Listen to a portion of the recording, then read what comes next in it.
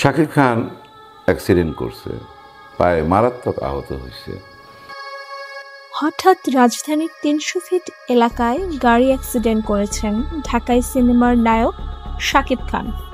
তারই বিস্তারিত জানবো আজকের ভিডিওতে। ঢালিউড সুপারস্টার শাকিব খান দীর্ঘদিন যাবৎ একাই রাজ করছেন বাংলা সিনেমা ইন্ডাস্ট্রিতে। দর্শকদের উপহার দিচ্ছেন একের পর এক হিট সব সিনেমা। দেশের গণ্ডি পেরিয়ে কাজ করছেন ঢালিউড সিনেমাতেও। হঠাৎ রাজধানীর ৩০০ ফিট এলাকায় গাড়ি অ্যাক্সিডেন্ট করেছেন ঢাকাই সিনেমার নায়ক শাকিব খান। গাড়িতে ছিলেন তার ছোট ছেলে বীর ও বুবলি।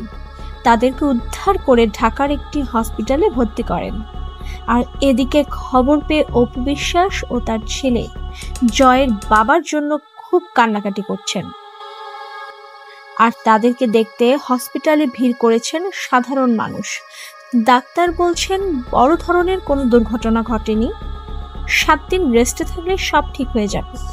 তবে এটি বাস্তব নয়, এটি এক পরিচালকের সিনেমার গল্প।